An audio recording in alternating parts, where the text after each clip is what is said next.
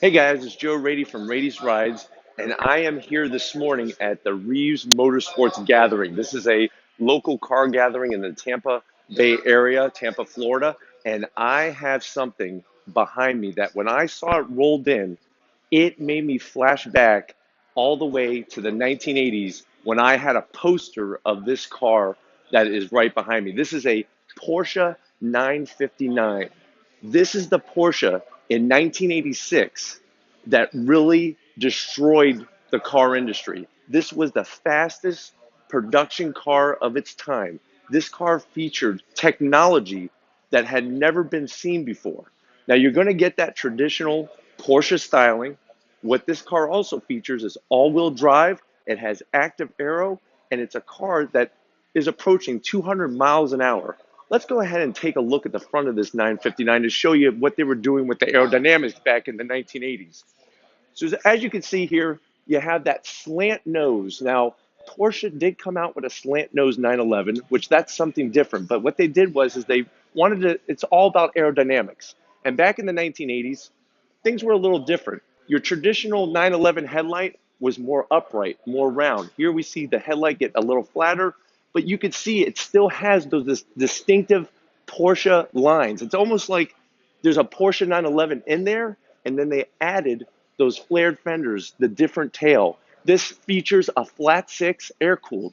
Now remember, there was a big brouhaha about when Porsche switched to water cooled. This has that traditional air cooled flat six twin turbocharged power, producing tons of power to get you close to that 200 mile per hour benchmark top speed. Back in the 1980s, to compete against this, you'd need to be rolling up in something like a Ferrari F40. The sad news is that it took so long for somebody to try to sneak one of these into the United States because unfortunately they never were legally sold for sale in the United States because of things like EPA testing and whatnot. But let me continue around the front here. You can see you got that traditional Porsche logo. I really love what they were doing back then, even though it was the 1980s with the aerodynamics. This car went on to race at the Paris Dakar Rally. It actually won the Paris Dakar Rally. Think about that, guys. This is a Porsche that raced through sand dunes, dirt roads, all different types of conditions. This car also raced at the 24 Hours of Le Mans. So there's a lot of heritage, a lot of tradition, and that's something I've always loved about Porsche, especially this 959 ultra rare car. Jerry Seinfeld, believe it or not, was one of the people to get this car imported into the United States, even though, like I said, it wasn't legal. Let's go ahead and take a look at the side here.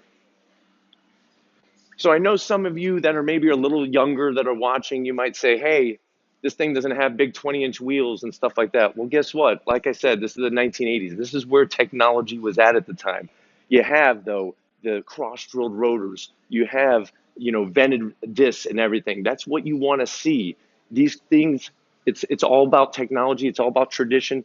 We now have bigger rotors. We now have bigger wheels. But back in the 1980s, Porsche was getting it done with the technology that they had available at the time. Obviously, this is going to be a rear engine car, just like the Porsche 911. So you're going to have your fuel. Everything is going to be up front. Let me go ahead and let's take a peek inside the car. You can see how this thing is all about bare bones. It does not come with a rear seat. It actually has a roll bar inside the car. You can see 1980s, we didn't even have airbags yet. And you might say safety wise, where's the airbag? But I like the old steering wheels without the airbags. I like the simplicity of this car. Another thing a lot of you may not know is that traditionally on Porsches, especially 911s and this 959, is on the left-hand side. If you ever wondered why is the key on the left-hand side and not the right-hand side, it has a lot to do with the 24 Hours of Le Mans. Traditionally at Le Mans, the drivers would actually run across the track, jump into their car, get their seatbelts on, and guess what they would do? Put the car into first gear with their right hand and start the car up with their left hand. That tradition is still true in 911s and especially in this 959. Let's take a look out back at this engine.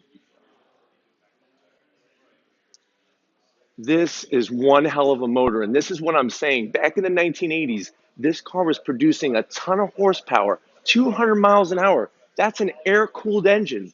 No longer do we have air-cooled engines anymore, but you can see twin turbocharged. I really, really love how they did their aerodynamics. You can see how the back is much wider than a standard 911, and you can see how they were taking that technology to the next level. I'm telling you right now, if you ever get a chance to see one of these in person, this car is absolutely breathtaking. It takes me back to 19. This one, I don't know exactly what year. It could be an 86. It might be an 88. I had a 1988 Porsche 959 poster of this hanging in my room. So I'm getting a flood of all those memories. I want to thank you guys for watching. This is what the stuff I like to bring to you that you just don't see every day. If you have not subscribed, make sure you click that subscribe button. Make sure you check out some of my other videos on the channel. Check out my Instagram page. Go ahead and visit ratiesrides.com if you want to send me any kind of information about something you want to see on my YouTube channel. And like always, guys, I'll see you on the next ride.